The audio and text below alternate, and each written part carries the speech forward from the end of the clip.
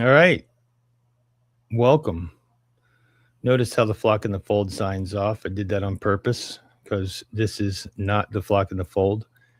This is the flock apocalypse now. A flockalypse now. I don't even know how to say my own channel name. Definitely a difficult way to have to pronounce it. Anyway, yeah, so there's been a lot going on in the TLC. I've been listening to a lot of conversations talking about waves of the TLC. And it was making me think a lot about, um, yeah, I guess we have, veterans, captains of ships, and a sort of hierarchy. It made me think of Chad's Stand at the Door. And I've heard a similar style poem. Somebody from the rooms had given it to me, and it's a really cool thing. And there is a parallel to this space and spaces like that, where you can always be, you can always find people that you'd be able to talk with, relate to, and a welcoming environment where somebody's waiting at the door to invite you in. And there's been an unbelievable amount of very hospitable people in the TLC, which I think is super cool. I've been very blessed to have met so many people and that they've tolerated me because I'm not the, sometimes I can have some rough edges and a little prickly. I'm working on that. I'm not perfect, and I don't claim to be. However, when I see the standing at the door, um, welcoming, that's cool. But it seems like, and I think I may be misunderstanding, and I hope I am, but it seems like there's a guarded door sometimes. Almost like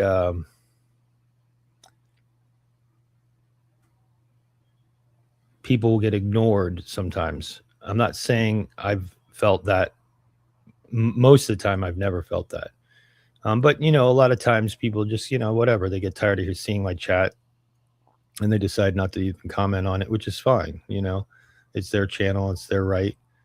But even the ones that don't necessarily share my views will still, most of the time, comment from time to time and bring up something that I might have said or respond to something I might have said. A lot of times I'm not able to jump on and put a face to the words, which does suck because I feel like when I have the opportunity to be on the screen with someone, it's a lot more easy for people to see my body language, see my facial reactions, and in the text world and in the chat world, it's very hard to convey. William Branch does it the best with his winks. You at least know he doesn't mean it personal. But I do think sometimes it reminds me of this. Play a little.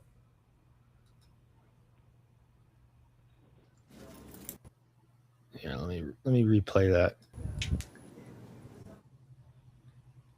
Standing at the door, new person coming, blocking the door. Oh, Superman. That's my cat and my dog that passed away. But she'd stand at the door and she didn't like that she would come outside. That's her territory. This is her little patio. And my cat was like, I don't think so, man. I'm finding another way. So she Supermaned over her, which was hilarious. That just, I mean, it would crack me up. I couldn't believe I caught it on camera. It was hysterical. So anyway, that's kind of what I was thinking about. And I was thinking about that in the process of learning this space, one of the fundamental things that I've had to, uh, I guess, reconcile with is that this this space. Every time I think I have the space figured out, I realize it's not necessarily the case. Um, so let me just text him so that he knows. Um, so anyway, I've watched people grow through the TLC and move on. They've used this as a stepping stone for their life, and that was what they needed. And and then others have stuck around, become veterans and developed strong friendships, even met at a lot of these conferences, which is super cool.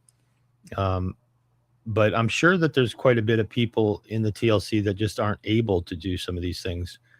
I don't think if one was tomorrow, I could do one. However, there's these campfires and get-togethers that people are doing, and that is something I'm actively trying to be a part of, which is super cool. I get to meet a few of the people that I engage with online, have deeper conversations, longer conversations, and that being online is not as conducive for. Plus, there's not as big of an audience, right? You don't have a bunch of people ear hustling the entire conversation. Some people may not be able to convey something that they're deep down thinking about. They want to address with somebody because of it being a public space. But then also, there's a heart quality and an intimacy to a conversation that people can have that's different, right, than being here. Someone might be more vulnerable. Somebody might be able to ask something personal about someone that it's somebody caring for somebody. Hey, are you okay? Like doing that online. Are you okay? I mean, maybe you can do that. Maybe somebody is that open, but if they're not, they're going to be like, yeah, everything's great, and they can hide that to a degree. But the personalities are pretty transparent here. I mean, I think that we know through interaction with a lot of people on here who they are and what they are. Some people are a lot more transparent than others. I don't, I mean, I'm sure that there's things that people have foolishly transparented about in some of the space. But I also think that some people that have been transparent about certain things, it's been awesome. And I think it reaches people. I think it becomes a place where, you can be vulnerable, share your thoughts and feelings and your heart. And I think that's pretty spectacular.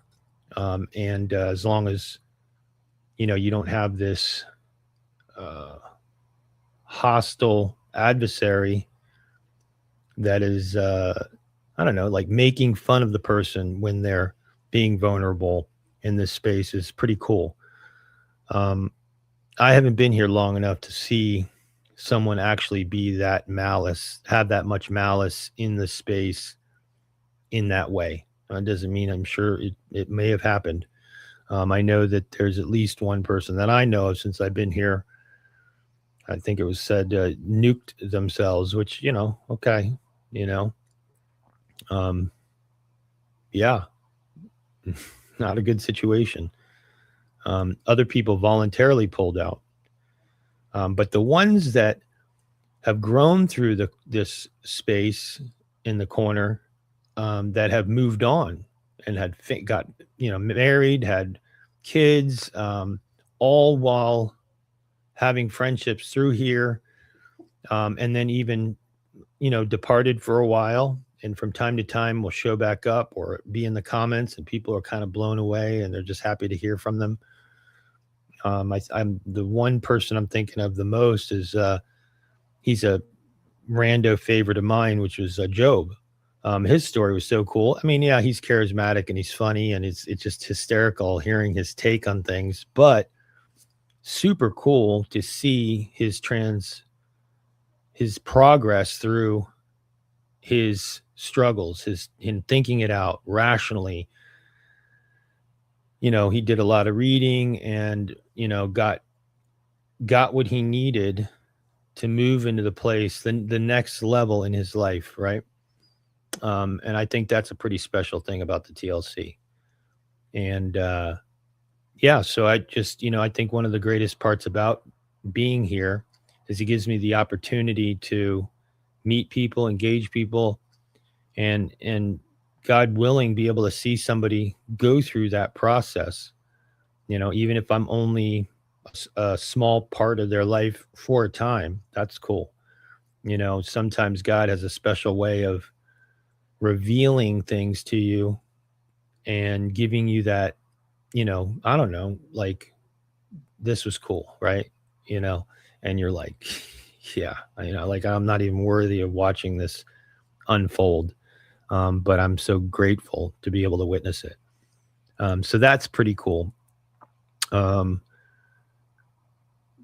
yeah, it's funny because some of the people that I've interacted with outside of YouTube has been pretty cool. I mean, just finding common likes, common dislikes, common um, places that we've lived. So like just the relationships that you realize that through talking and having interacting with these people, it's a lot different than locally interacting.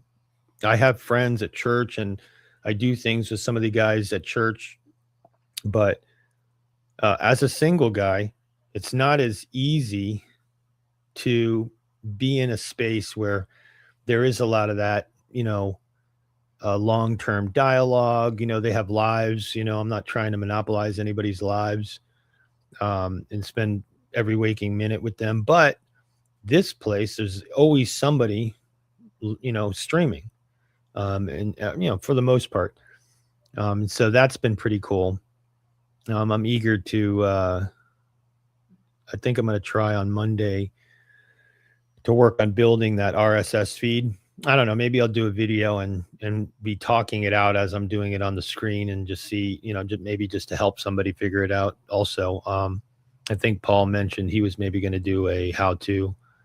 Um, that guy Parker that was on with Ethan was pretty cool. I mean, just to have such passion. I mentioned this on Scott's live stream today. It's so cool for somebody to be so passionate about something that they just did something about it. Very Elon Musk-esque, right? So that's really really cool. And plus, the advantage of that type of feed is it gives you the access without the algorithm to see all of the people that's all you care about is the people in the TLC, maybe. It's a centralized location. I mean, I have I've subs for tons of people. This channel, I'm trying to keep it a little bit more TLC subscriptions only. And whereas my regular one that I comment on, that one has more of my, random people that I want to follow that are, quasi celebrities and, that sort of thing. So people that I look up to or I like the messages that they share and I don't want to miss it, which is pretty cool. Um, and usually that's the one I'm regularly on. This one not as much, just for these purposes mostly. But what's cool is, it seems that we've got a bit of a pattern, which is cool. It'd be great if I could somehow work in a set time to stream, like Ethan and Chris Howard. Uh, Even Scott's been getting pretty regular. But just to have a set time, that'd be amazing. I don't think I'm that entertaining. That's the other thing. I like to put videos up and mess around with AI videos and stuff like that, but I'm not very talented. I'm like a late bloomer when it comes to video editing and stuff like that. So we're gonna have to see how this goes. And maybe I'll be able to share that process of learning with everybody. That'd be kind of cool. I thought about I was watching it was Mike Winger. He was talking about his channel and you know his evolution in his channel and what he had to do, what he did, and I was just listening to him talk about ultimately doing something that you love on here, whatever it is, right? And so some people love talking abstractly. Great. Um, but for the average person, these higher planes and, the telos and using language that, maybe other people are willing to learn the terminology that they're talking about and how they're using the words to convey what they're trying to convey. But it does kind of leave a lot of people out. And that's what I mean by standing at the door. That's great that people think really deep. But I also think, like, when a newcomer comes on, It'd be nice if people are able to talk to each other on, I would say, the newest level of dialogue, right? Doesn't mean don't ask questions and define terms and words. I agree with all that. Like when somebody comes on and says, I believe in God, and you're not sure really what they mean by that, I think it is kind of important to kind of clarify certain things. That's why I like PBK's definition of religion. It's funny how when words develop all sorts of baggage, how they transition, and they move to spiritual, am I spiritual, or what's your worldview? These things are definitely, they definitely incite things in people, some people. And sometimes it's church hurt, sometimes it's the people that they surround themselves with. So, yeah, so all those places and all those things are, it's nice to have a common, hey, what do you see as the highest and how do you get there? And that's really a better way to explain what people are talking about. And I think that's what people are trying to get to with some of their lingo, or, that's why Luke had mentioned catechesis, catechize in the TLC. But it's hard for me to hear stuff like that because it seems very elitist, like, this is us and you gotta, fight your way, steep slope. I mean, do you really want it to be a steep slope? I mean, really? So I don't know. I kind of think that I've enjoyed the conversations of people that are talking to me on my level. I'm not as deep as a lot of the guys in this TLC, and it's super cool to hear them and listen to them. But engaging them, especially when I'm confused by the way they describe things, makes it a little difficult because I feel like I don't know. It's one of those things where I'm like, what do they mean by that? Like, and then I hear it and it sounds like that doesn't, like, really, or that doesn't even sound Christian, and I know they claim to be Christian. Like, where is that going? So I'm trying to learn in this place that people are at all levels of this journey, and in different places on the road, and I'm trying to find a way to be hospitable and respectful and still state what ultimately I want to convey. So, that's probably Kenosis is an Obi-Wan lets Darth strike him down. Okay. So I almost feel like I should write some of these definitions down because it's just out of control. But yeah, that's good. I like that. It's funny because I bought a 18, I don't even know. It's like an 1840 dictionary. And I remember when I was thinking about starting this, I'm like, I'm going to pull this dictionary out. Every time somebody pops off with a word that they think they're using correctly, and I want to look it up and see if this is really what the definition of the word is. Um, um, yeah, yeah, definitely. Yeah. Um, but it did blow my mind um, when somebody would say something, and yeah, it would be. I wonder, should I look it up? All right, so Grim's asking to look up the old school word kinesis.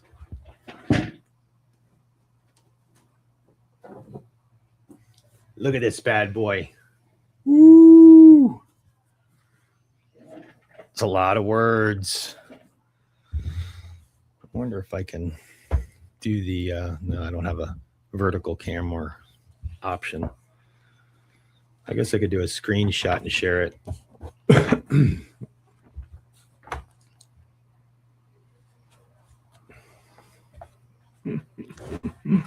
Okay.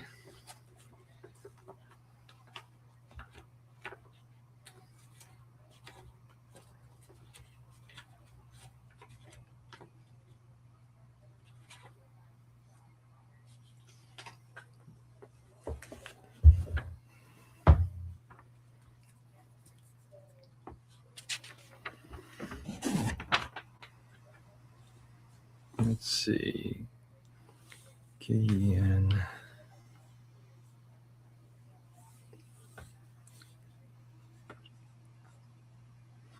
I almost feel like it would have been easier to use Logos AI to see what actually theologically people say.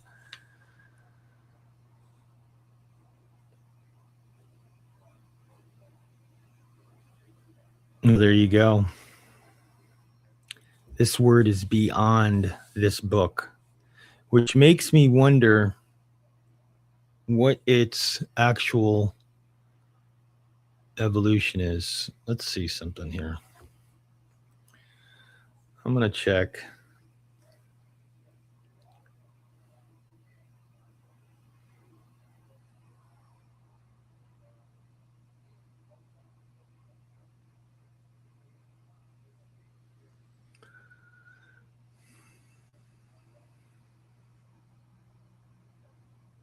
Oh man, this is an old word. Why would it not be in here?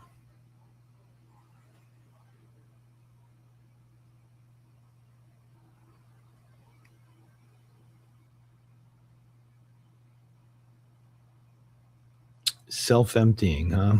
All right, let's see. Emptying.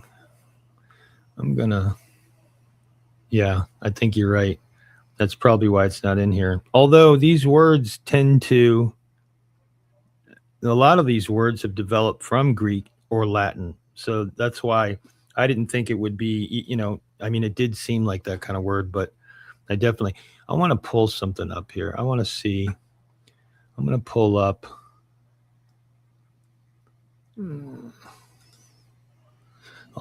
This old computer. I'm worried here. Let's see here. Let's see how slow this thing gets. All right, I'm going to add this so you can see it.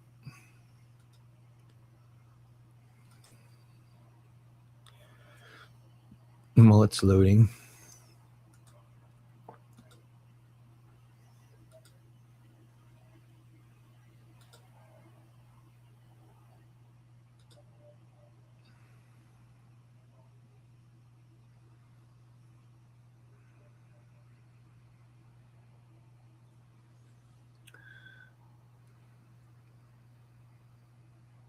All right, it's giving me a hard time. Hold on. I just upgraded my StreamYard. What gives, Come on.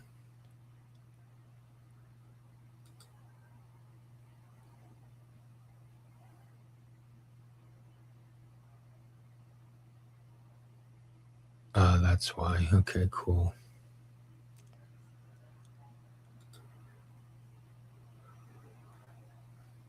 It's still loading, so it wouldn't let me pull it up.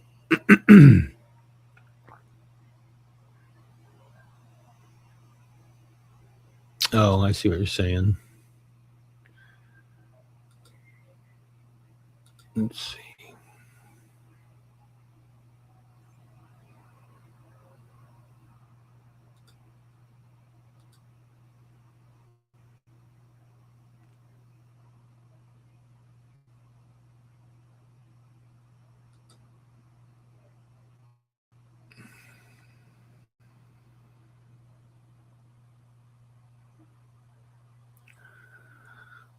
I don't know what's happening here. Everything went white. Like Ian's snowboard video.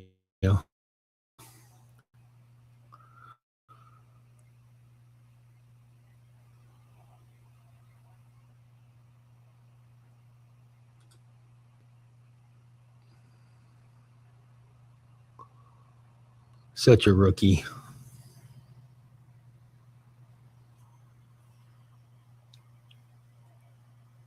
Come on. There we go.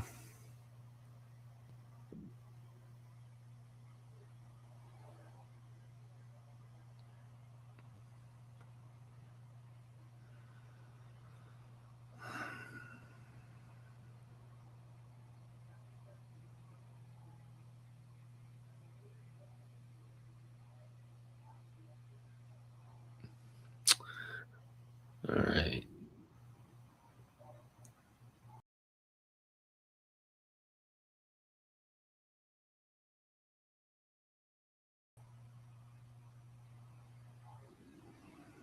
Let's try this again.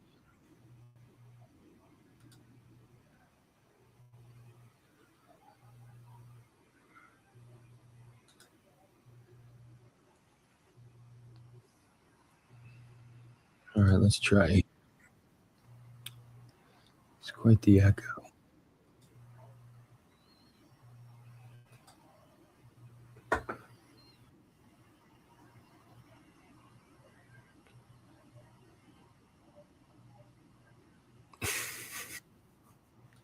Mm,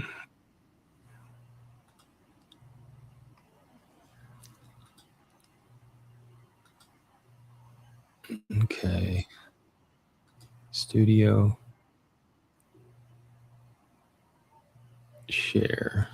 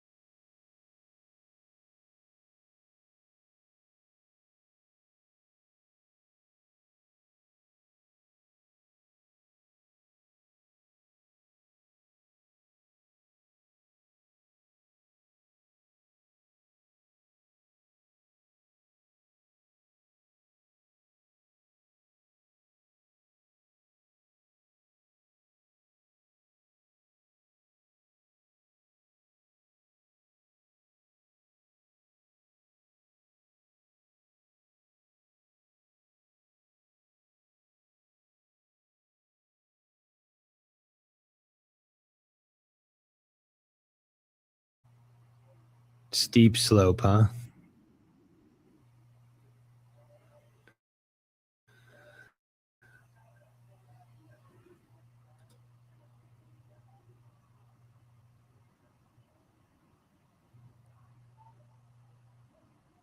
Oh, that's interesting. All right, so here's the story. I got two StreamYard screens open, but both of them. Actually, let me get rid of this. This might help.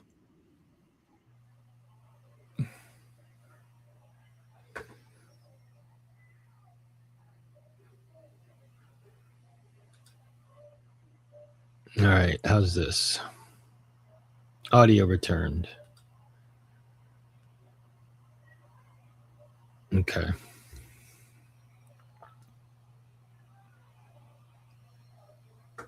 And well, it's an old computer, yeah. So like when I pull up logos, for instance, it takes a considerable amount of, I guess, RAM. Is that the right word? Memory? I don't know. But to utilize the uh, the software, it's such a big software. Let's see. Tell me about.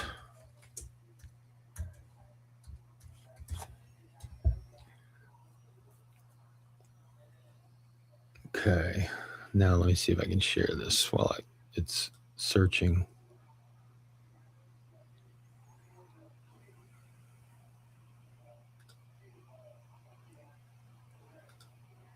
Share screen. Window. Logos.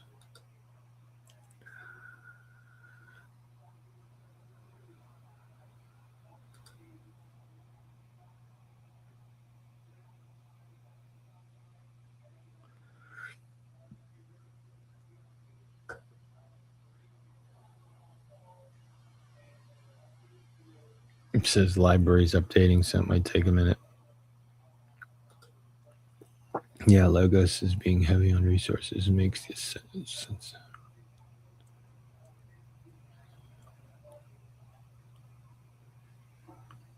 Okay. Well, it's like 3 monitor screens, so therein lies a little bit of an issue.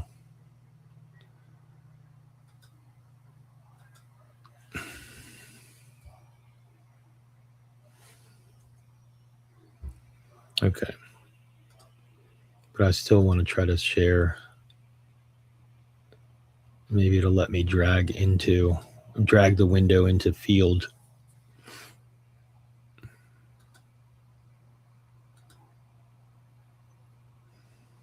Let's try this one more time.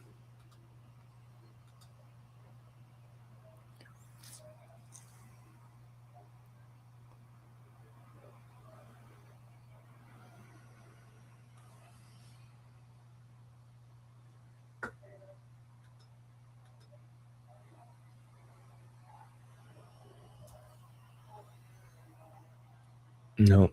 Okay, so let me try it Grizz's way.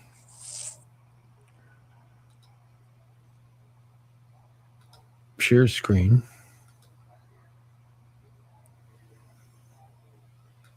Entire screen.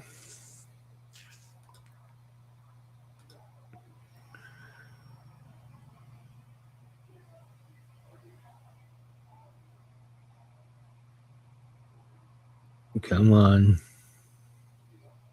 Browser can't access your screen. Try capturing a different screen to see if it continues. That sucks. Well, anyway, this is what it says, just for the record. Kenosis refers to self-reunification of divine nature by Christ during the incarnation, derived from the Greek word meaning an emptying.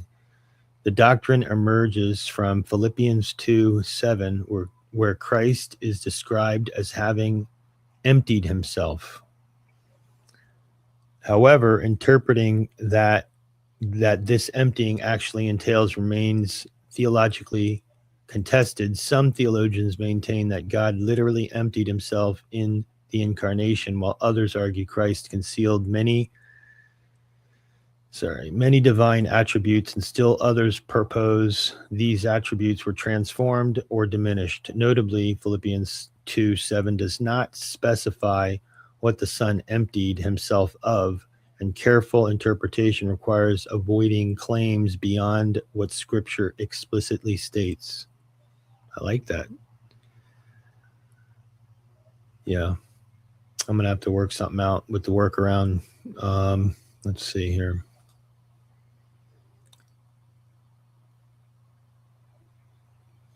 Yeah, so it says a critical theological safeguard is the kenosis concerns Christ's assumption of a lower status in the incarnation rather than any diminishing of his divine nature.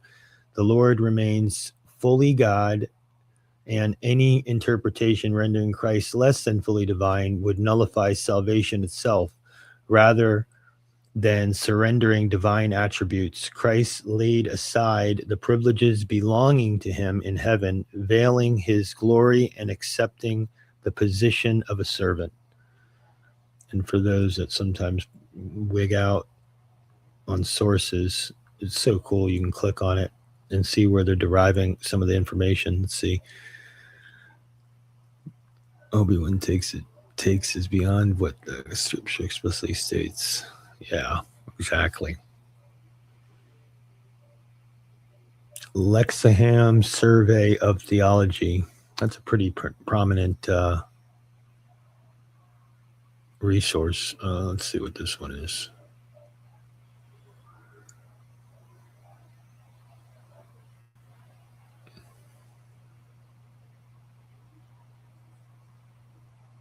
This one's got questions. Faith life, not heard of it, but doesn't necessarily mean it's horrible. Mm. Oh, that's cool. You can just hover over it. Uh, if this toggled off God mode so the crucifixion didn't fail as a fallacy word, as a fancy word, fallacy. Um,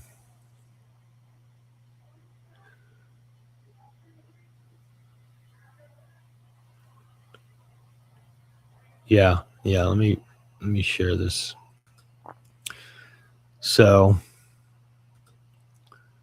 first, Chris is talking about is this toggled off God mode so the crucifixion didn't fail as a fancy word.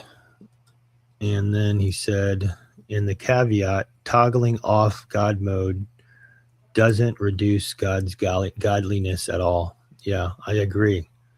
Um, I think that's a fundamental difference.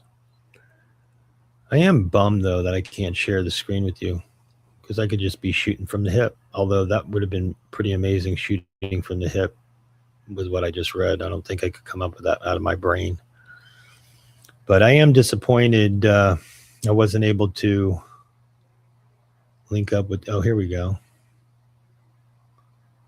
Oh, well, I guess. Hold on a minute.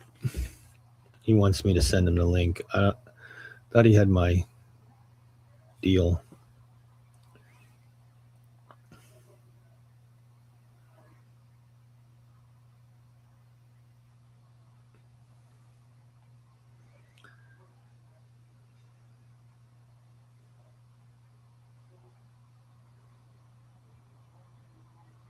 All right.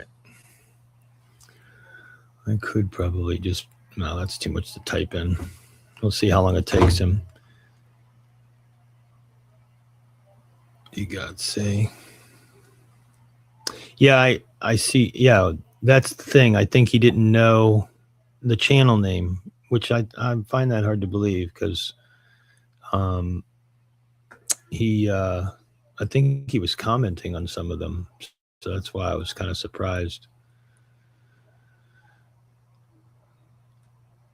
But yeah, I pinned it and everything, man. I mean, come on, you can't ask for much more than that from the rookie. So yeah, I don't know.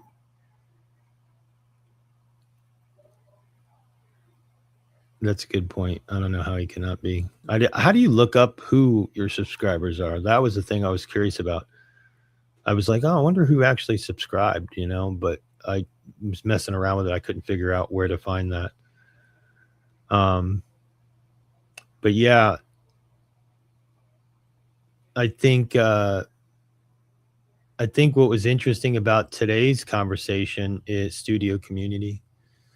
I was interested about today's conversation because um, it seems like that people seem to be exacerbated with a lot of the people and the characters and this, that, and the other thing. There he is. Let's see if I get. Yeah, there we go. All right, ladies and gentlemen. Without further ado, I give you Teo. What's up, T? Can you hear me? Hello, hello, hello, hello. Loud and clear. Let me know Nice. when my mic drops off because I've been having that issue all day. Yeah, I heard that a little bit earlier today. That's pretty cool, though. So you just found the channel? You didn't know the channel? You're not one of my I subs? did Come on, no, man. I was subscribed to Brett. I wasn't subscribed to this channel. Um, Okay. Yeah, that's a well, actually, probably a pretty bummer thing for me to be doing, having like multiple channels and everything, and if people no, actually actually, I think that's the best way to do it because yeah, you've got a streaming channel and then a channel that you can um be a consumer in. But yeah, it's a pleasure to finally be able to not just find a channel but appear on there. What's a pleasure. yeah, that's awesome. Actually, you're elusive. I tried to find any kind of content for you just so I could, I don't know, be prepared for a elevating conversation and be like, well, I heard you talk about this, and what did you mean by that? But no, I couldn't find you. I think the only thing Praise I found was a PVK rando clips and it was like a short, and it was you talking to some other guy, and you were on camera in that short, by the way. Yeah, You know what I'm talking about? yeah. I think that might be when PVK came to England, and that was actually from where I was living at the time. Is that But yeah, right? praise God, you didn't find much on me on in your quick research. That's a good sign. Oh, he says, "I wait. I don't. I didn't. I see. This is the thing, man. I'm Grim. I am not on Discord. I just. I think I said this before. I'm just like weird about being on some of these platforms. You know, Discord and what's the other one that people write Signal on? Yeah, well, or that Substack. yeah. So like, I'm like, it's just too much digital footprints in so many places. I'm not again, no big deal, whatever, you know. That's right. I did have the You wanted to privilege of. know how's MI6 treating you? Well, given the fact that you didn't find much on me, pretty well.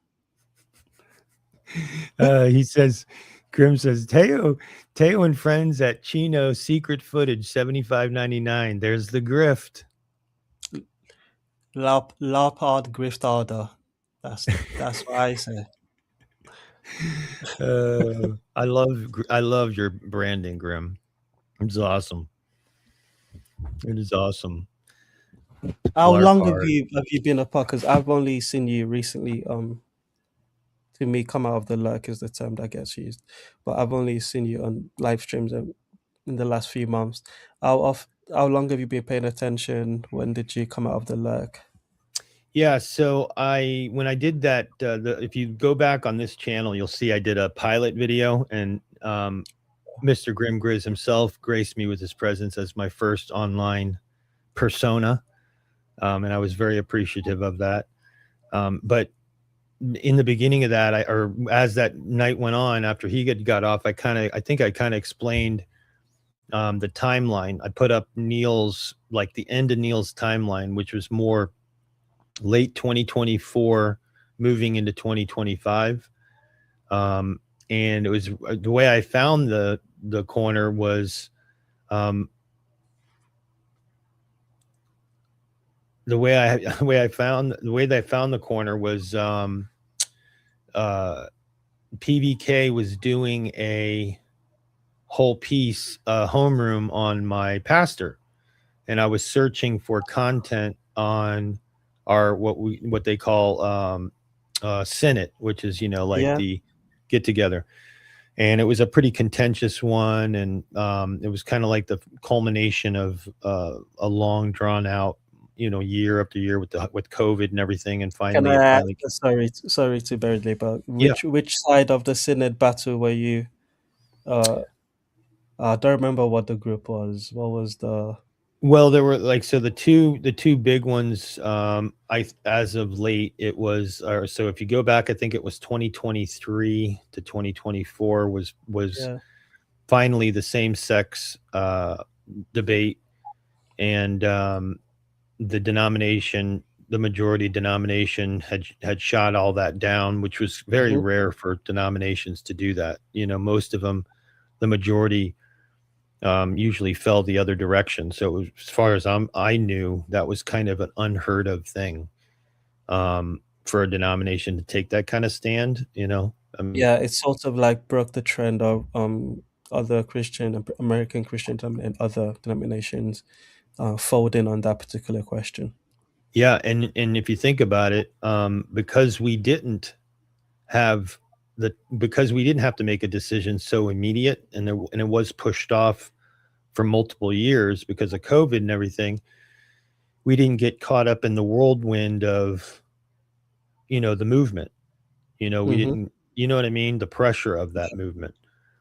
Yeah, absolutely. So, but other denominations, fell on that. But at any rate, the next big one was women in church leadership.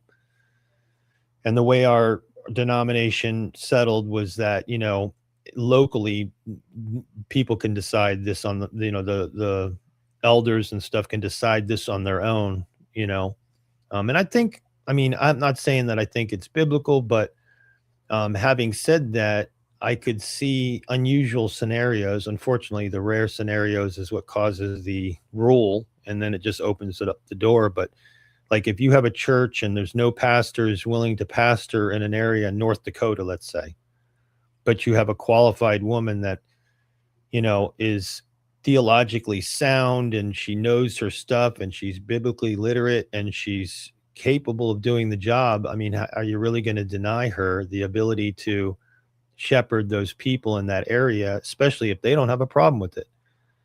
So, it is kind of an unusual thing, but I am probably on the, more conservative side of a lot of these points. Yeah. But it's just it sucks because just because you take a viewpoint, I think that you get branded Mm-hmm. being hateful or not loving, and that's not the case. We're just talking about leadership. We're just talking about different roles. You know, um, you know, I don't know. I just see things a little bit different, but I also am not willing to be ambiguous about it and be vague and Yeah. try not to be Dance around. contentious. Yeah, yeah, exactly. You get my point. Yeah, it's uh I remember during that, by that point I was already in paying attention to Paul van der Klee and watching religiously a lot of the videos he was putting out. And during the synod, um all the synods from like from the first time it got pushed off, it was sort of building it up as a, there's this question that's hanging over our denomination that we're gonna, there's a fight, is was the framing he used, that we're going to have. And then when the fight came, it was, a lot of us, the people that were called TLC addicts, for lack of a better word, were very much invested in this small, relatively small denomination in the US, and how they're going to come out of this fight. And for reasons that you mentioned, the you would seen other denominations go through it and see how that played out. And there were also, the broader cultural trend um that was going on, and counter the counterculture too that was playing out in all of the fractal ways that Peugeot likes to talk about. And the CRC was sort of like a good uh spectacle to watch this live drama play out. So I know, you being in I'm sure it's more traumatic than spectaculars, but for a lot of us, we were invested because there were a lot of lessons to be drawn from it. Yeah, I think that's right. And it makes sense.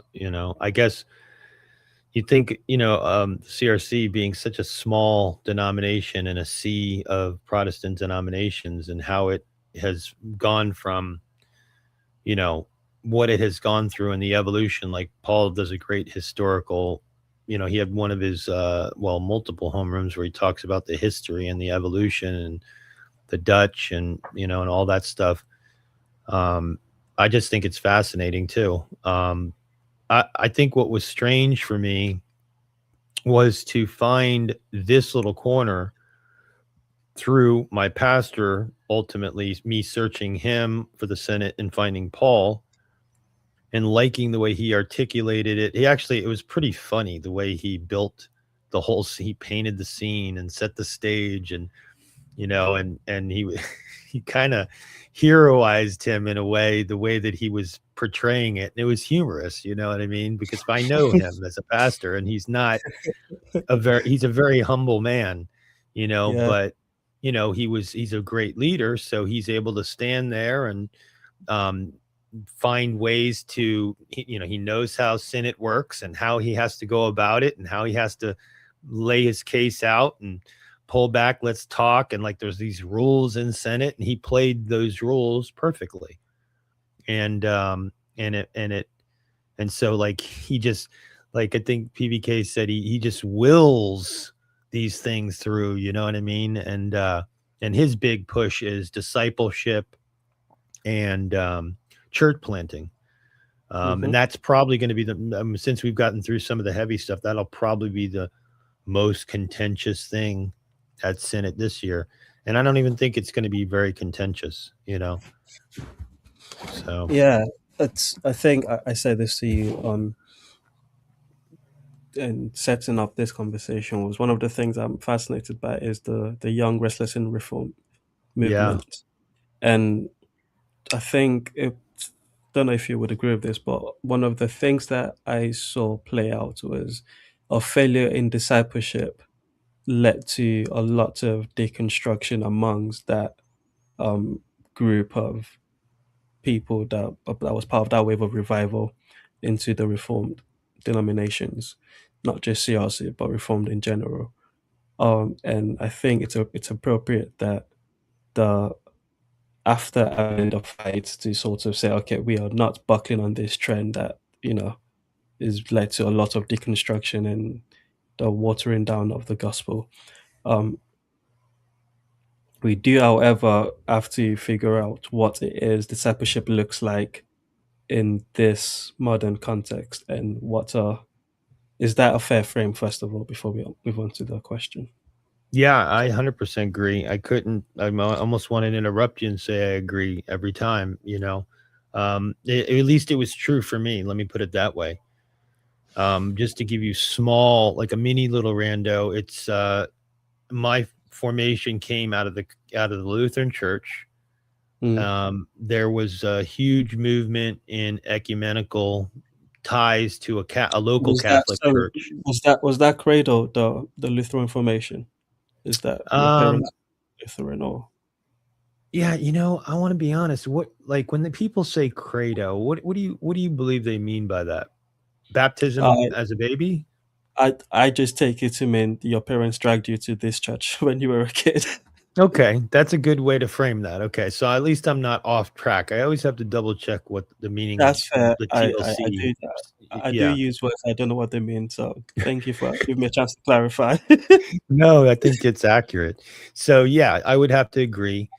My parents, definitely this was part of the deal. I did catechism in Lutheran church. My brother did not. It's funny because their process in their walk with Christ was entirely different than mine, than my brother, but yet I was brought in as a kid, went through the steps, which I think had a lot of value. I mean, that's the one bummer thing that I feel sometimes with some Protestant denominations is that, we don't really celebrate mile markers, you know. Mm, yeah, Um, like when I did confirmation, that was a pretty big deal, and then I was going to be able to take communion for the first time. So it was like these things were significant because they were placed in significance. You see what I mean? Whereas yeah, absolutely.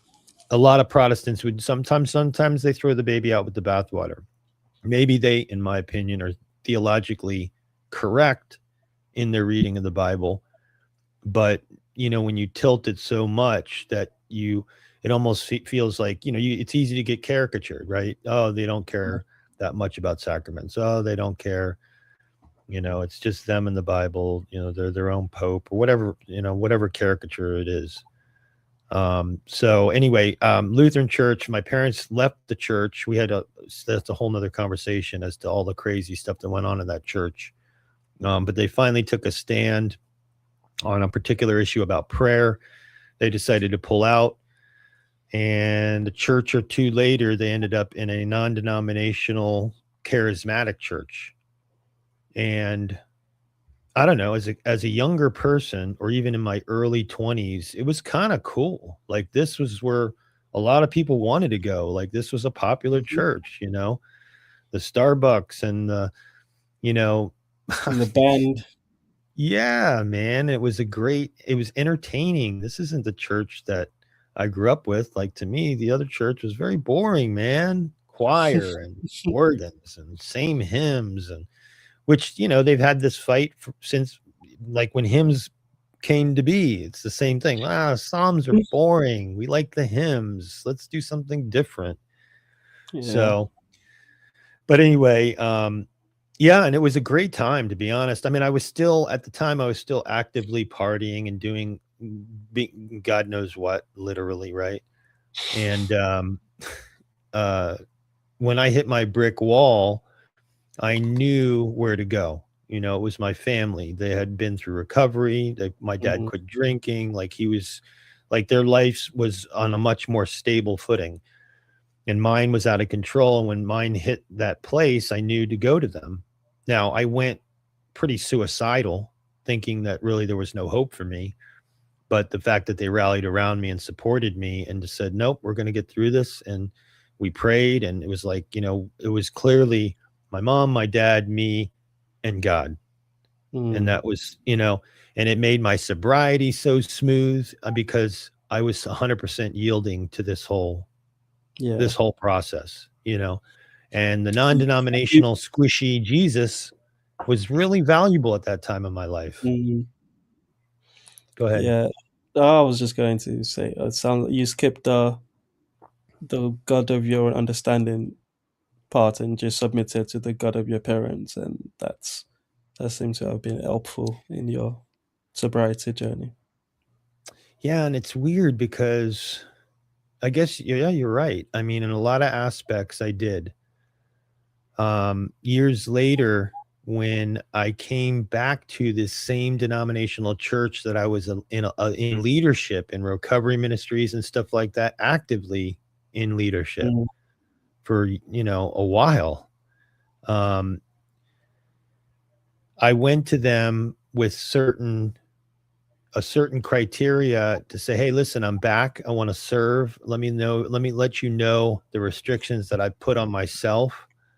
And you know, this is how I feel about things. And, you know, and they took that into consideration. They had this, let me think about this. You know, let me see where we could use you to serve. Right. And, you know, not to get into too many details, but you know, they sat me down after church one day and said that this is like literally right after COVID and everybody got comfortable doing church online.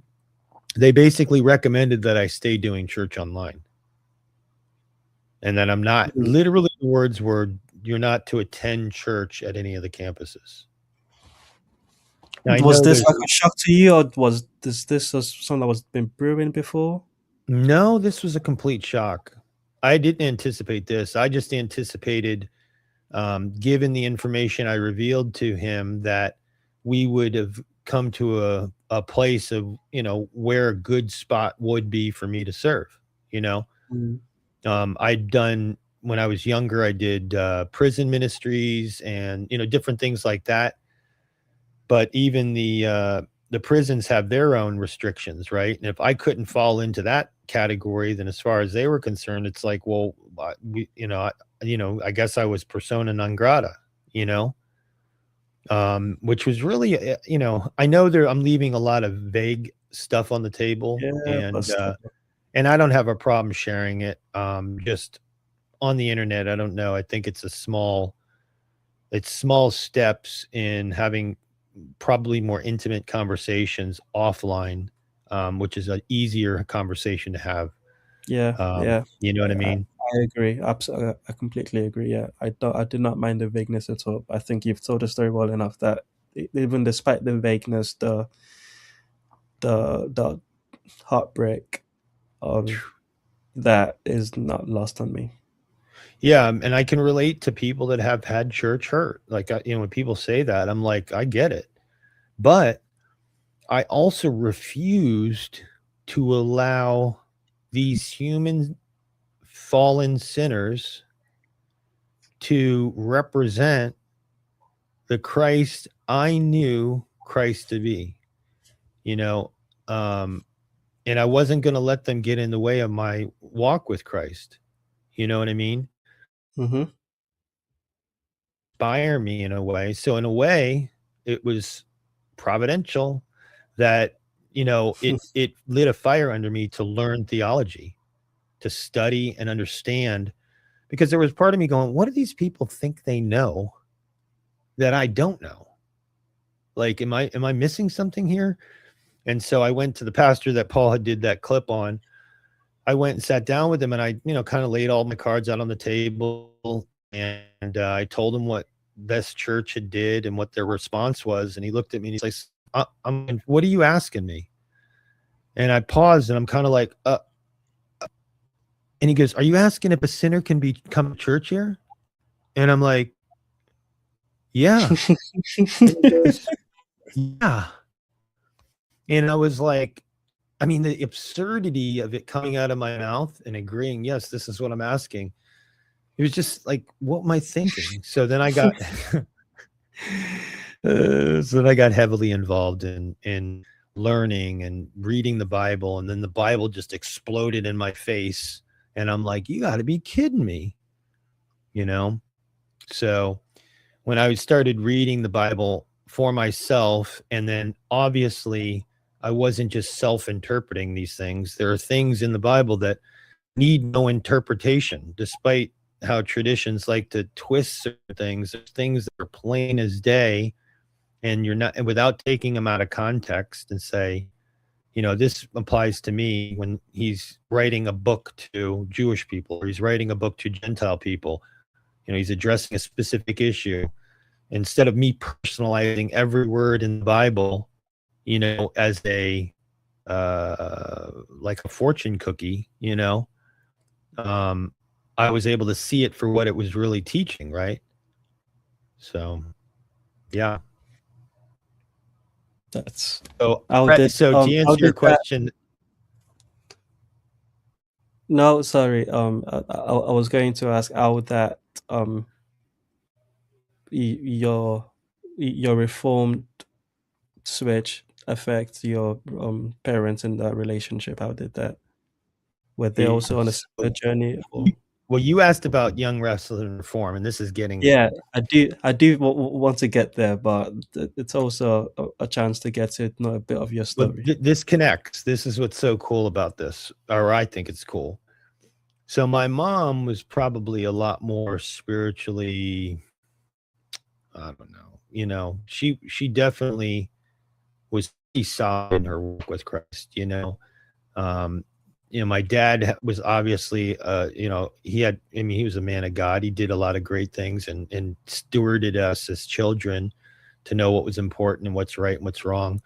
But my mom's always more mushy and more like, Jesus loves you, that type of thing.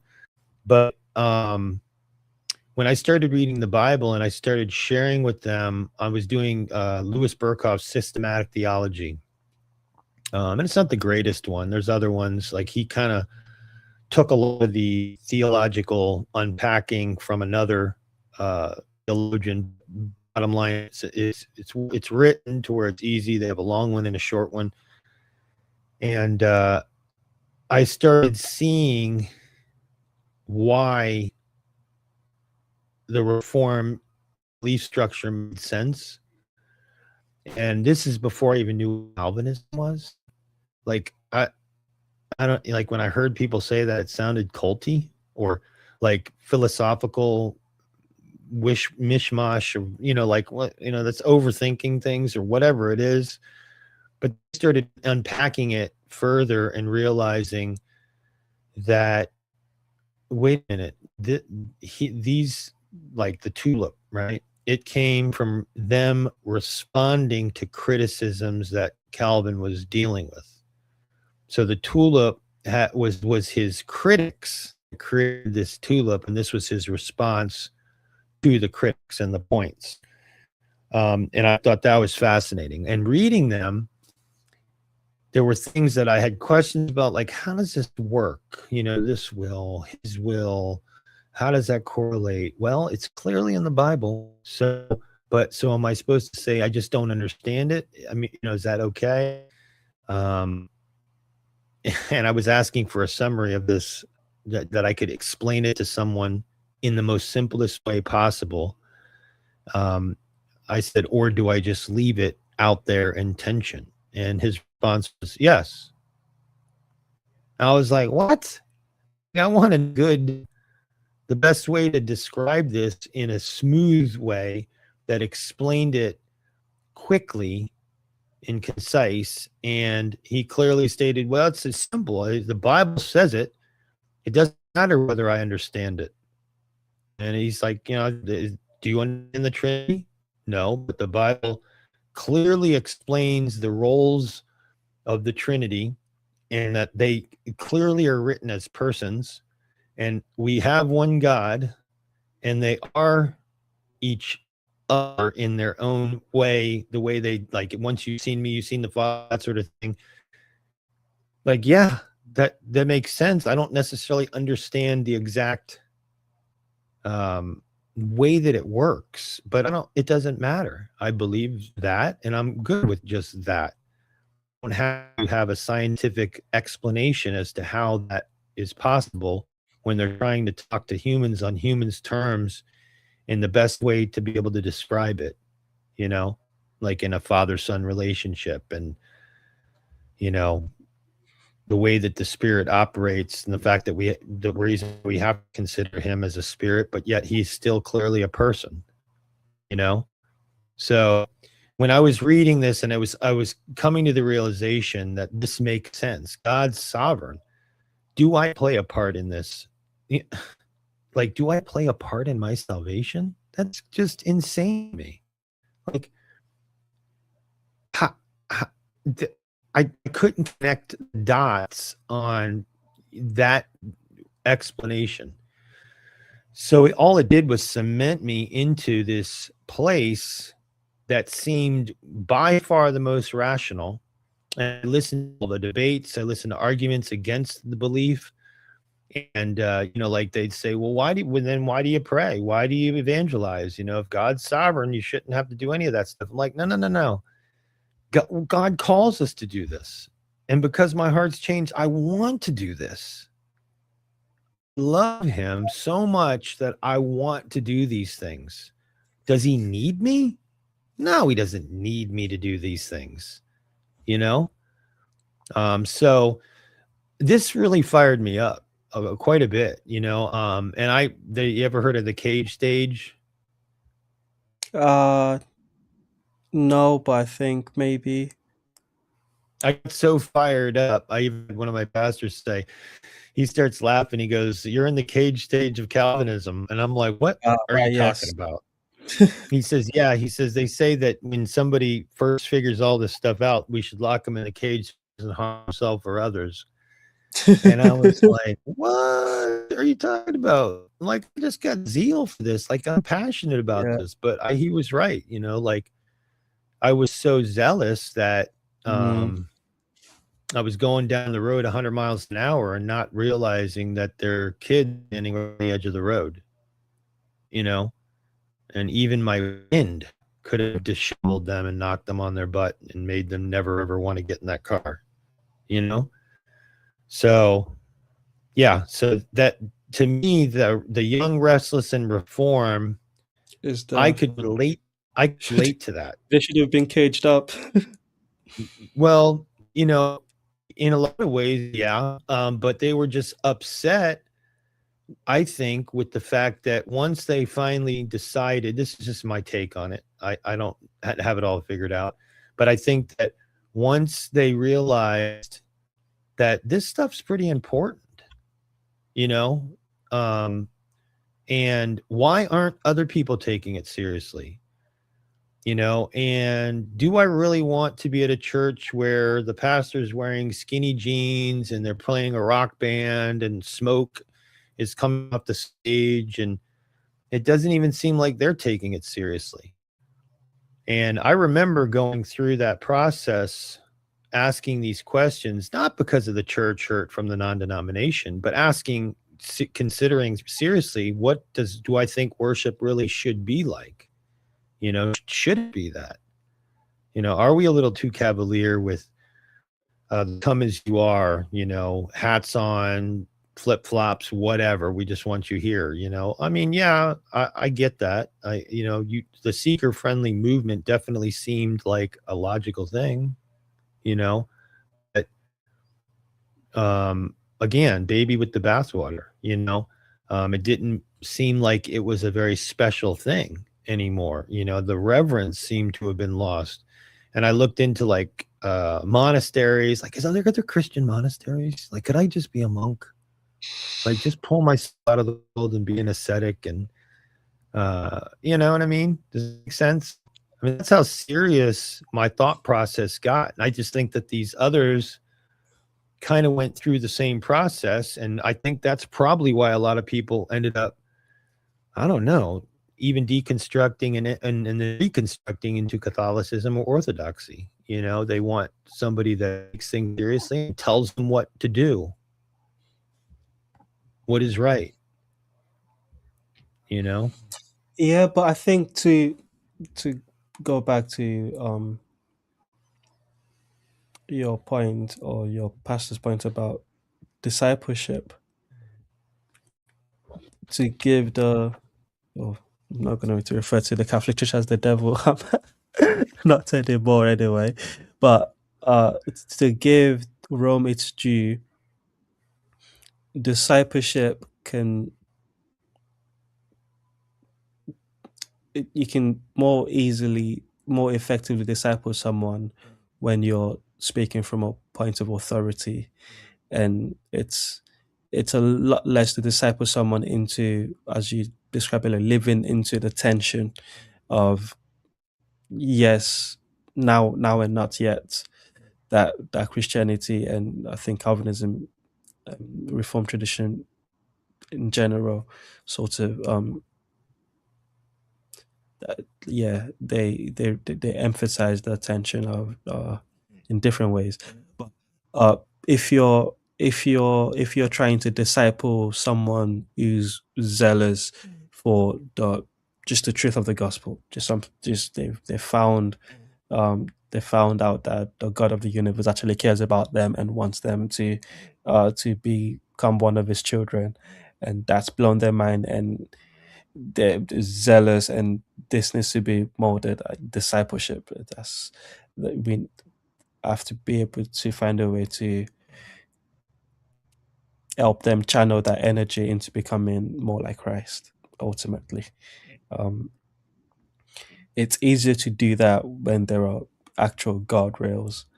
And I think more than I think Rome and I don't know about Orthodoxy. I don't think Orthodoxy offers this at all, but Rome certainly seems to offer at least a more tried and tested uh, way of catechizing a person. Yeah. Yeah. I mean, I can't say that I'd be able to argue with that, you know? Um, I think that watching the process unfold, it's kind of like when you open the Pandora's box, you can never put it back together, put it back in. So, like when people would say, "Do you think that Rome will ever actually reform?" Well, I don't think so. Do you think Protestants will ever actually come together in one true church collectively? No, I don't think so. I just don't. I feel like traditions have taken hold and are refused to be let go of. And this is the reason why I'm Protestant in the sense that every church father I've read, or every debate or argument amongst church fathers from councils and whatnot, the way they argued was using scripture.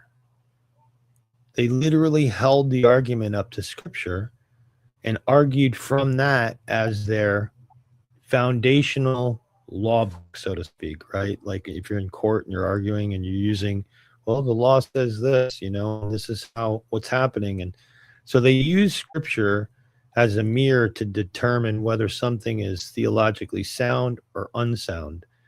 And it seemed like the church only did this when things came up that were so that jeopardized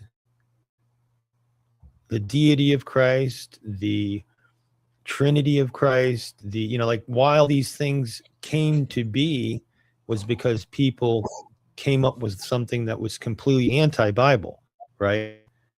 And then once it got so big that it was political, it seemed that the church kind of figured the people figured out how to manipulate results that they wanted to manipulate, you know, and then you ended up with schisms, and then you end up with, you know, doctrine and books dragged in that were never considered to be of as significant as the Holy Scriptures, and then they use those to develop doctrine from the books that they know the other side is going to have a problem with. And I'm not even talking at the Protestant time at this point, right? You people in the Catholic Church both debating this thing. Some of them were willing to go to the extreme and take a stand, and some weren't.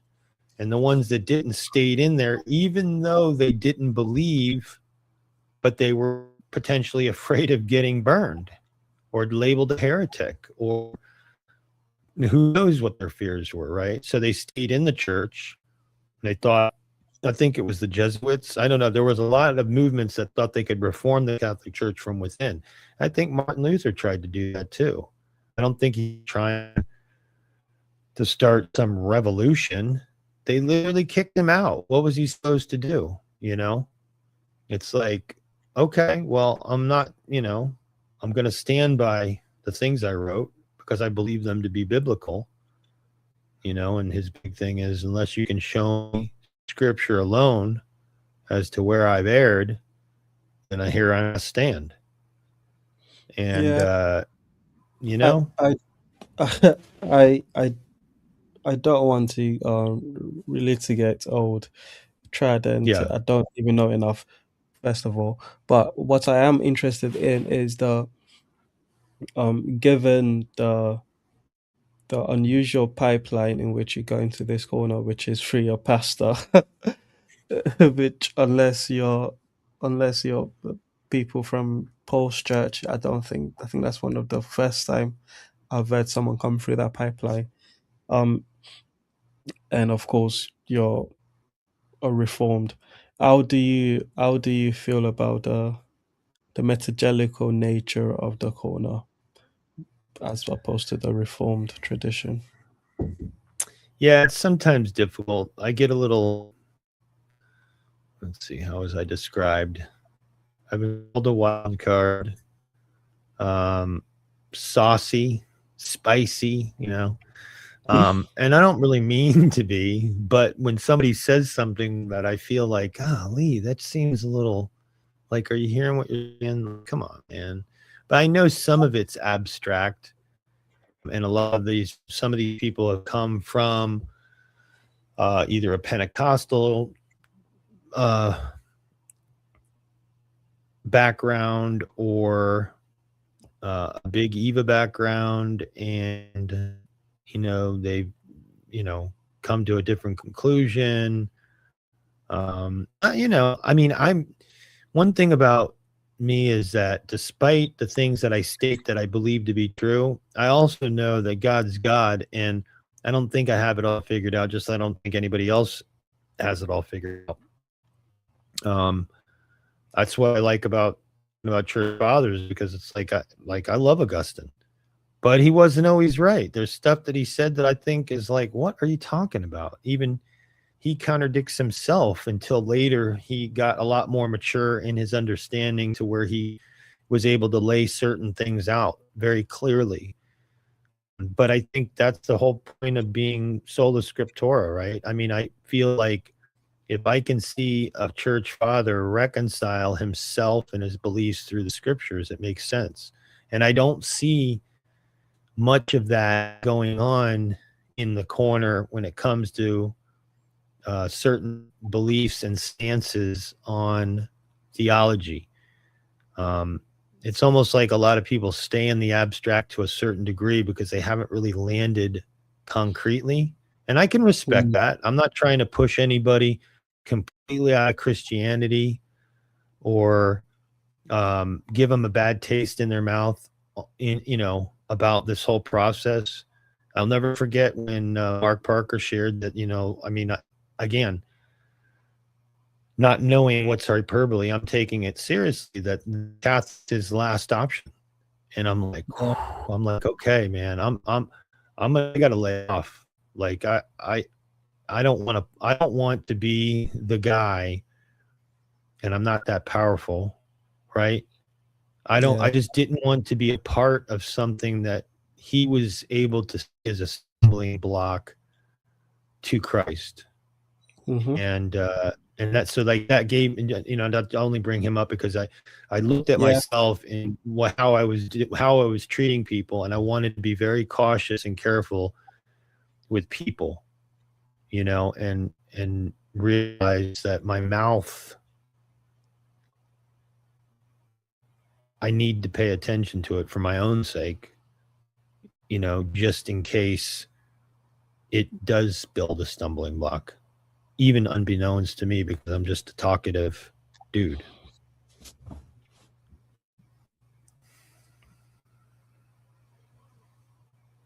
So what about you? How did you get to the corner? I there's no rando on you, is there?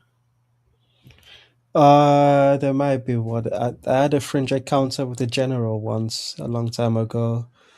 I shouldn't have mentioned that because it's a buried one, and now anyway, it doesn't matter.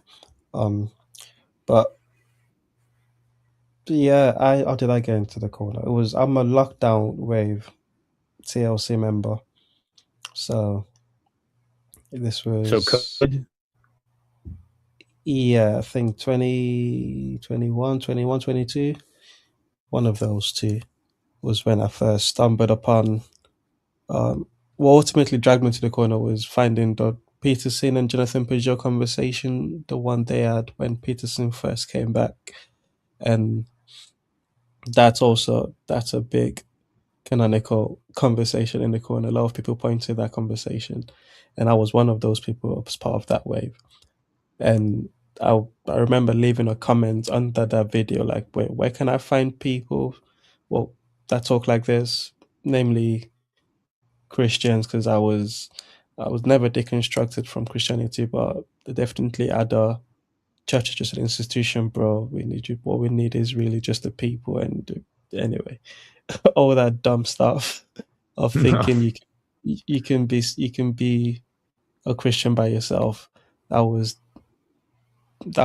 yeah. As far as I came to deconstruction was that, but finding a Peterson Peugeot conversation, I was like, oh, a wave of this is a type of Christian conversation that I've not seen. Now, I knew of Peterson, but mostly saw him as a self help guy. Uh, for the most part, although I did find his some of his biblical interpretations interesting, especially on Rogan, only in as much as this is unusual for someone in the mainstream taking the Bible this seriously. Um, but then, yeah, after that conversation with Peugeot, whenever that was, I left that comment, and then algorithm gods popped up. PBK was doing a commentary on that video, and I watched that, and I was like, oh, and I really like PBK, and I binged a lot. I didn't quite make it all the way to the beginning, but I binged. I went back a long way in this catalog to sort of get up to date with a lot of the lingo.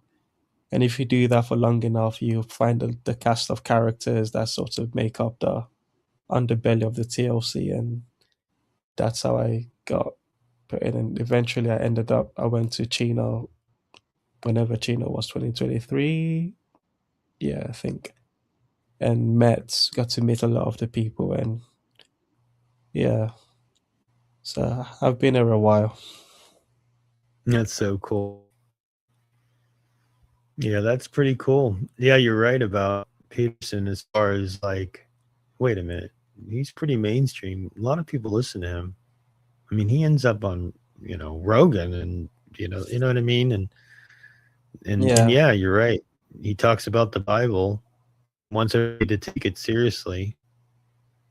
You almost felt like there was going to be a crescendo where he just drops the hammer and says, "No, I believe this stuff." I'm not that much of a Peterson. I don't think I was again, like I said, in as much as it was taking the Bible seriously on a mainstream stage, that's I found that interesting. But as far as what he actually had to say about the Bible, I really liked his um Cain and Abel thing. But I think that's as far as I go as it relates to Peterson and the Bible, because it, to me. his whole shtick was individualism. It was put yourself up, like find the biggest boulder you can carry. And I was like, no, no, Christ, the burden is light. That's where you need to focus on. But to me, it was never close to making that jump. Yeah, But no. um, It was disjointed for sure in that regard. yeah, but I did, like I said, having Joe Rogan again. This is at the time. Now it's a little bit less, more common, and it's not as bizarre. But at the time, having Joe Rogan is I got this guy, this Canadian guy, they're talking about the Bible and is making a good case. It's not just haha, pedophile priest, blah blah, all of the normal mainstream take on Christianity. So that was interesting. But it wasn't until I found Peugeot and I was like, wait, what? It's Eastern author. What is this thing you guys are talking about? And then How I did you feel about Peugeot? Tell me about that part of it. uh like a lot of people, it takes a while to sort of be able to grasp what it was saying. But my first encounter with Peugeot was I fully understood. Um, this is how I frame it: is Peterson was giving a lot of critique of Christianity in in that conversation. It was critiquing, giving a critique of Christianity that I also have, and Peugeot was giving answers that I hadn't found anywhere. In it was presenting a frame of Christianity that I hadn't found at that point in my Protestant journey.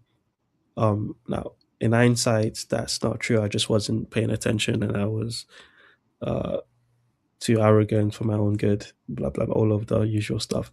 But at that time, I was like, oh, Peugeot's given, and what it really was theosis. Um, Basically presenting Christianity not just as a this is a as a religion, but as you are actively participating in like in this life now. What you do is all of what you do is counting towards you becoming more like Christ, and that's ultimately the goal. And everything else doesn't really matter. That's what in yeah, that's why I was like, oh wait, this theosis, it sounds uh like the at that point I was still thinking, oh, this sounds like this affirms my individualist Christianity frame of you don't need the church, you just have to focus. And then very quickly it's like, no, go to church. And then PBK also was like, go to church. And then I went back to church, and then praise God, I realized, oh, I can't be a Christian by myself. So that's how much that's the role Peugeot played in my journey. But I struggled to penetrate a lot of his other content outside of that one conversation because of the reasons that a lot of people also have. I That's remember interesting. I read his The Language of Creation, the book, or I started the book. Let me not say I read it. I started the book a few times actually, but the fact that I never finished it tells its own story.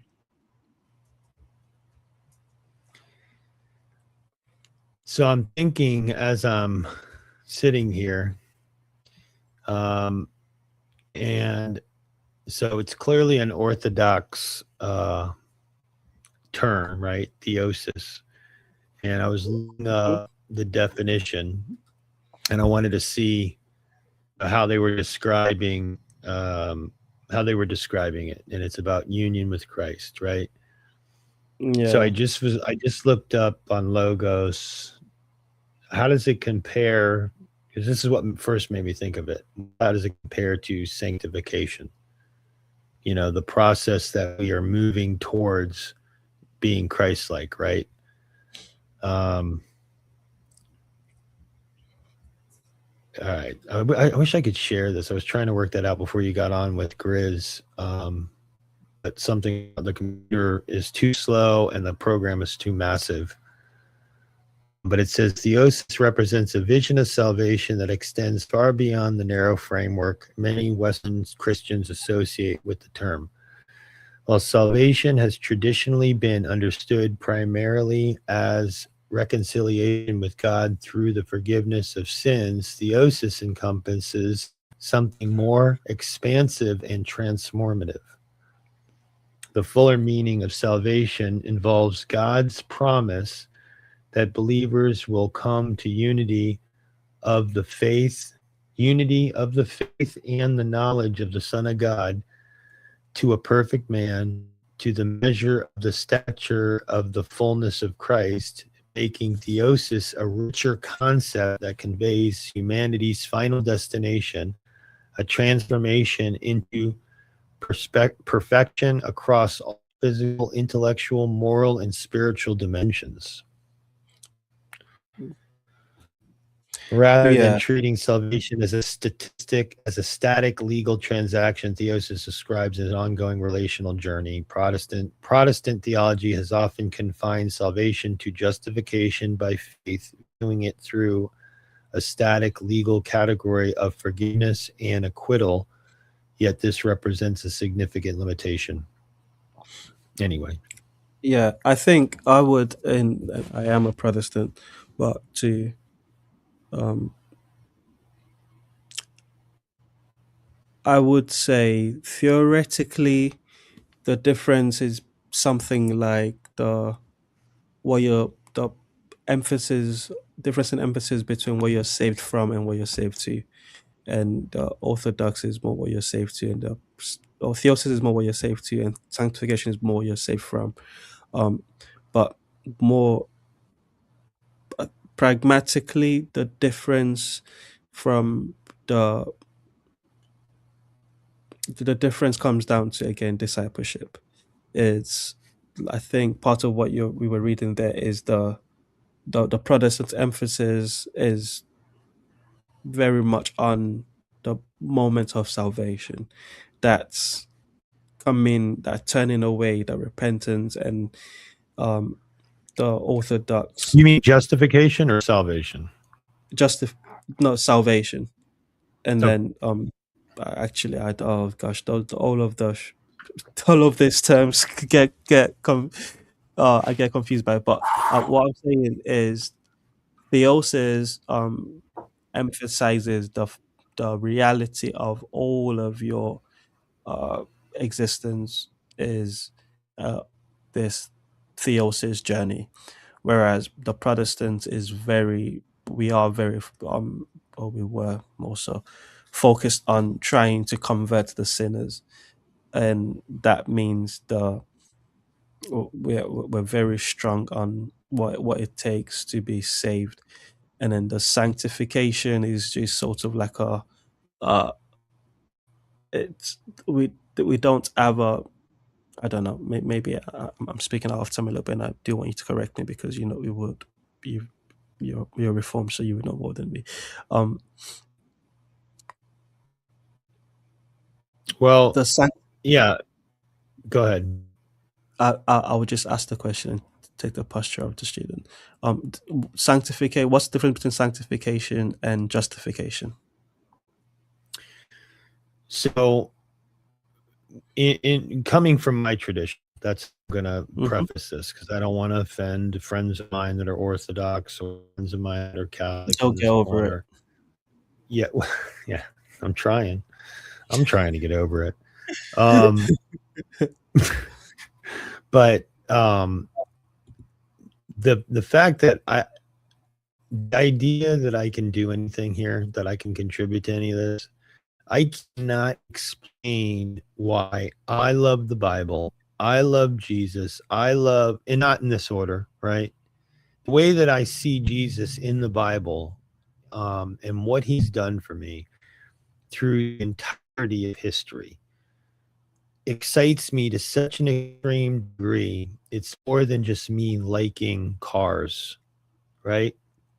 Um, and it's fired me up to the point where I literally don't care about so many things I used to care about, fantasy football, and I mean, just hobbies, golf, whatever, things that just monopolize my time. And the idea that I can't explain why I care so much, right? So to me, that regeneration process that solidified in my heart when I realized that Christ did for me what he did for me on the cross and now is standing in front of God the Father, sitting on the right hand in terminology in heaven on my behalf and standing in my place as the sinner, showing him that I'm actually, uh, this whole, I forget the theological term, um, substitutionary atonement. The Mhm. idea that God the Father sees me in the way that Christ was. Like, so, yeah, okay, sure, I could sin, I could keep sinning, and God's not going to count it against me because what Christ did for me. And but yet, yeah, so you believe in him, or it's okay, I got Jesus, so I'm fine. I don't need to go to church and everything. Well, that's maybe, but at the end of the day, I shouldn't say that phrase. I say it too much. Um, when all said and done, I care, and I wouldn't have cared about any of this stuff if he hadn't changed my heart. So the notion that I contributed to that I made a decision, I'm just going to start caring today, is insane to me. So for me, the So that's justification, well, no. I want you to land. I'll remember what I want to say. okay, the justification part is me being justified because of what the son did in light of the Father's eyes and how he sees me. And the sanctification part is my ongoing walk and me continuing to, if I sin, I'm like, oh, why did I do that? I'm not literally living in it. I'm not rolling in it. I'm not looking forward to it. I'm not plotting it. So leaning into sin. But it doesn't mean I don't struggle with it. Doesn't mean I reached to perfection, nor do I think I could at all. If Paul talks about thorns in his side, not knowing what they are, could have been blindness, could have been all sorts of things. We don't really know. But he's talking about the doo-doo verse, right? In Romans, I do what I don't want to do, and you know what I mean? And Yeah. some people try to translate that as, no, that was past. He's talking about the past, and now he's, what, this other perfect person. No, no. I don't believe that we can get to a place where we are fully, perfect. So And there's, I think, that's the difference. The theosis does, like, theosis is starts from the expectation that you can, and you are not just you can, you are expected to get to that place where you are perfect, where you do have theosis.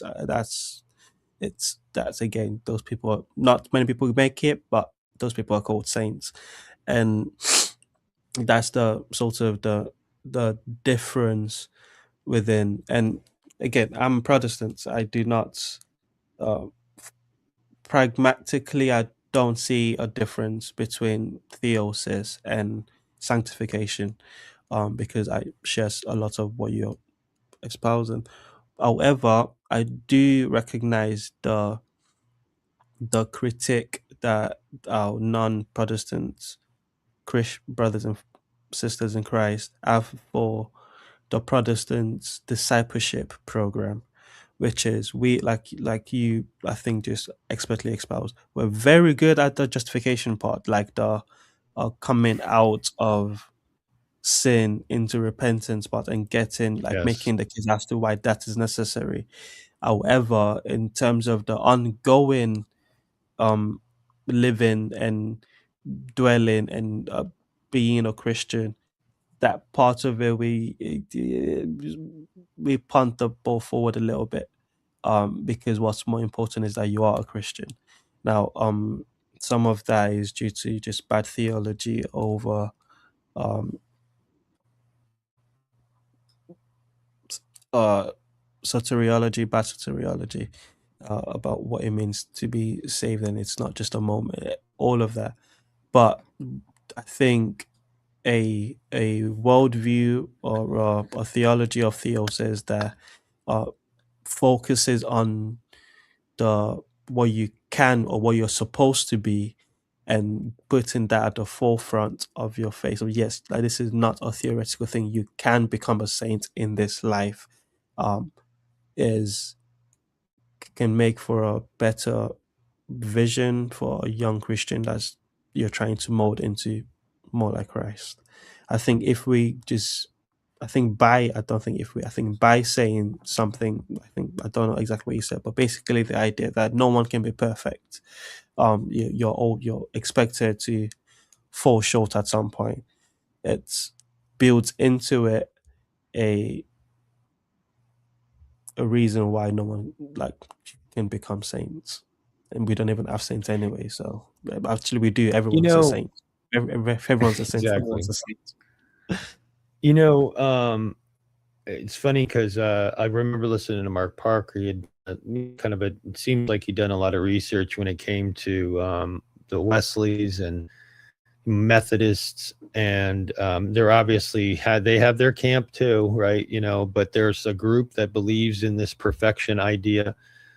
It's just kind of crazy. I mean, I get why people go nutty when they look at Christianity as a whole, incorporate all of them, and say, you know, Wesley people or believe in perfectionism. You know, like they can get to that place, and Orthodoxy seem to have this idea of stenosis, and you know, it's like these things seem a lot alike, but yet clearly there's this more lack of no tradition emphasis and mutual tradition emphasis, and so like I can see why so many people think we're all bunkers. But I wanted to touch on something that you brought up. You brought it up probably about 4 or 5 times about the discipleship.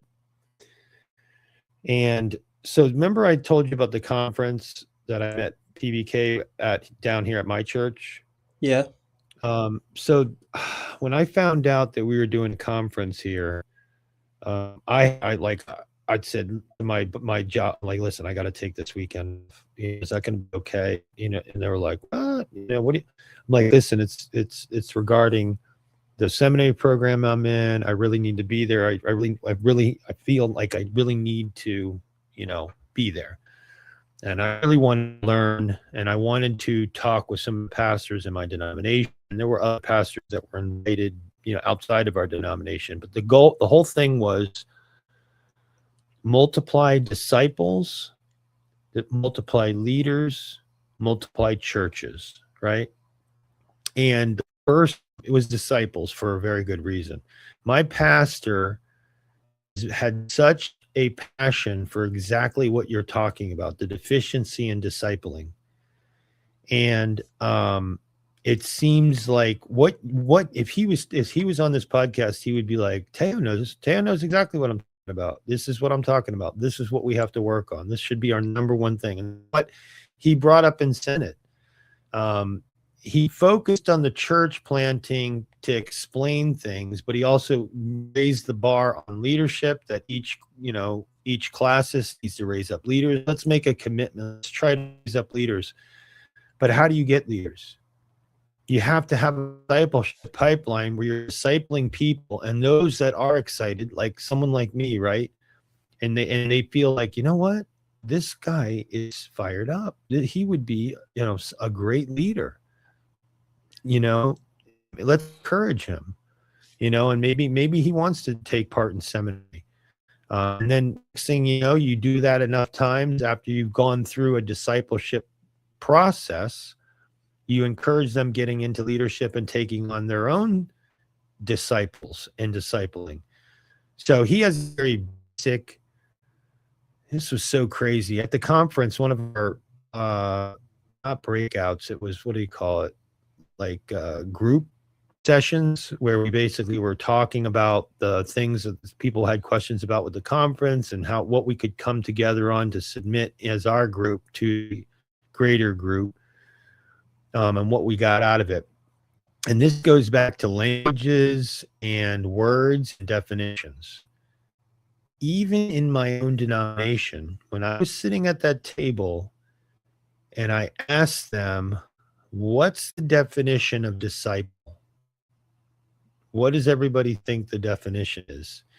And we were a group of probably, we had two merged groups, so it's probably close to 10 or 12 people, a little larger than it should have been for because we were using estuary protocol.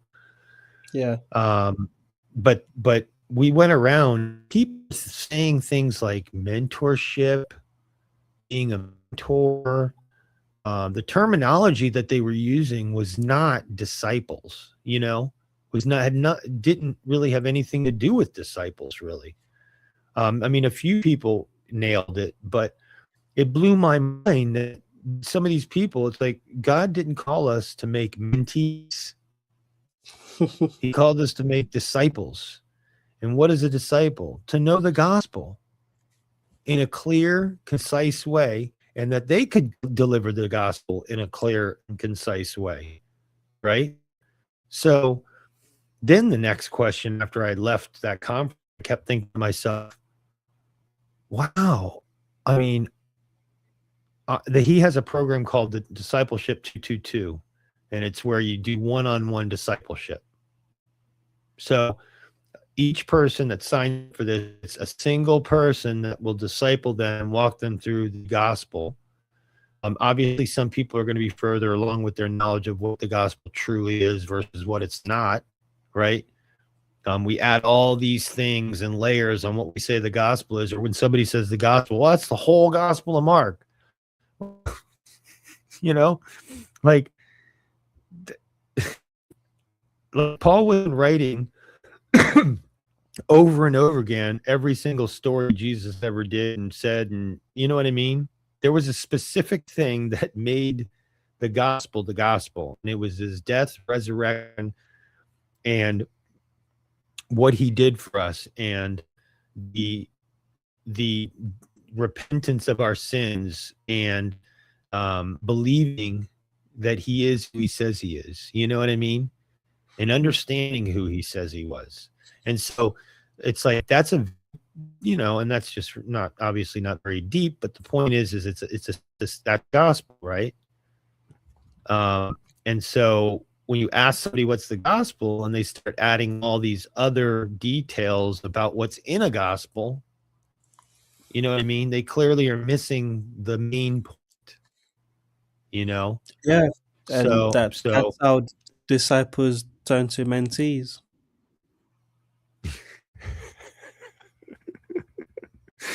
well, I think there's also a difference in so you have discipling, right? Or disciple or be a disciple, and then you have shepherding. I feel like shepherding was probably the next level of something that was important, where once you may have been through like the disciple 222 program, it gave you the ability to start get it making disciples and starting to sit down one-on-one with people, engaging people one-on-one. Some people may have been formulated pretty well. Some people that haven't, that have questions, even if you don't know, you'll find out. Promise them, hey, listen, I'm going to find that out for you. Don't speak about things you don't really know, you don't have an answer for.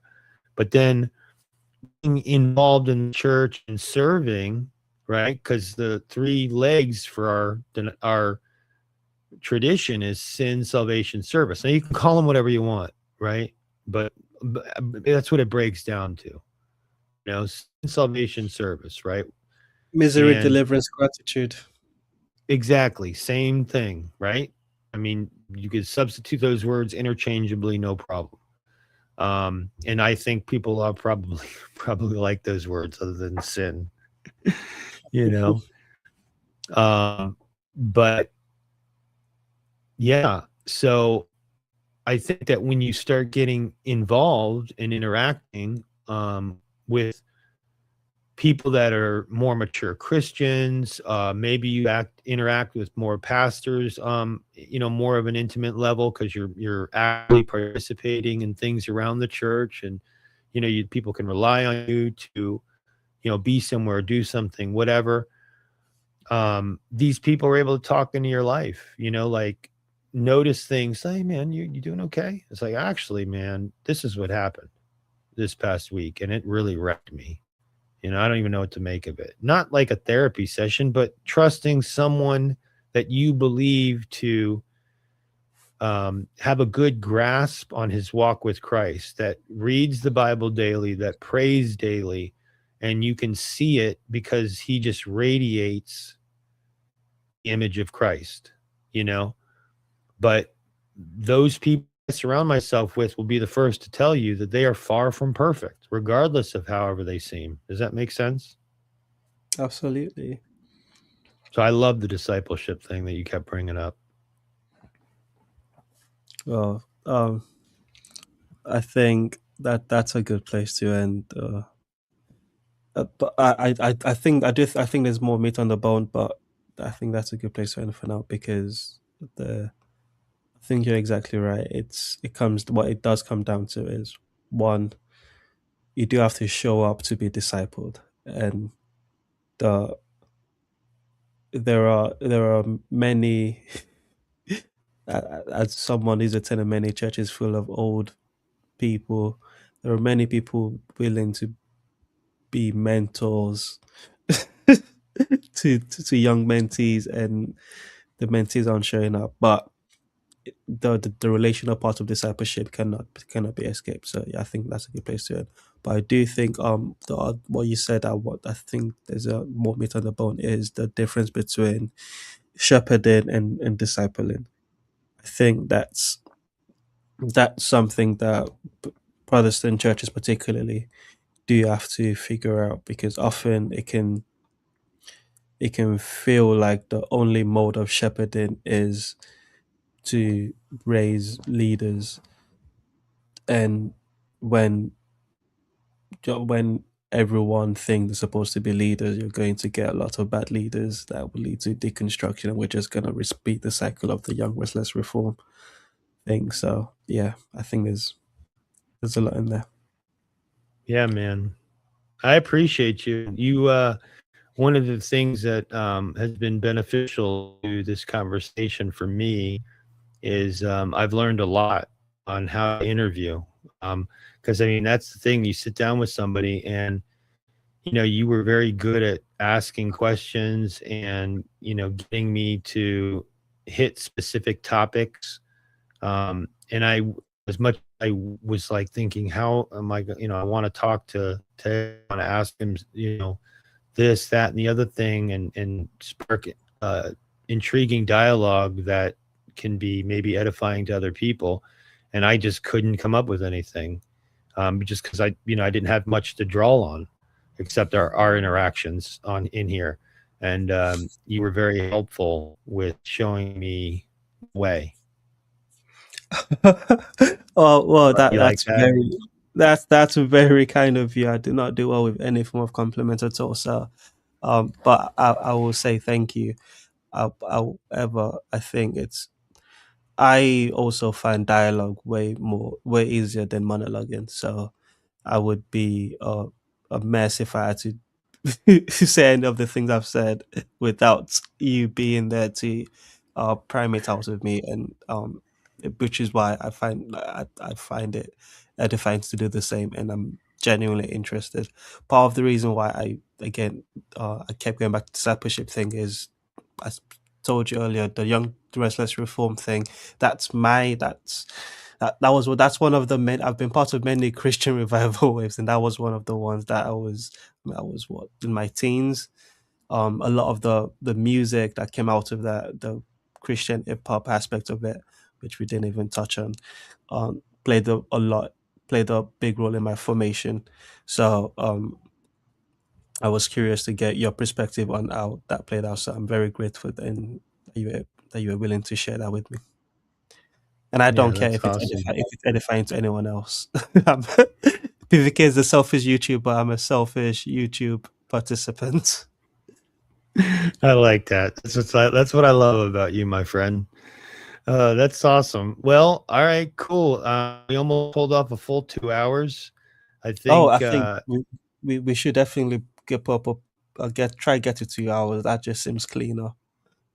Oh, does it? No, well, to be truthful, it's let's see, what am I at? 155, 156. So the first portion of me was monologuing like a Luke Thompson for a little while on my beliefs, and then Grizz came in to save me a little bit. I'm trying to clumsily share screens and all this stuff, and so he was very helpful. He's been very helpful. He's awesome. He's a great general. He's Grim, like Grim Grizz is absolutely.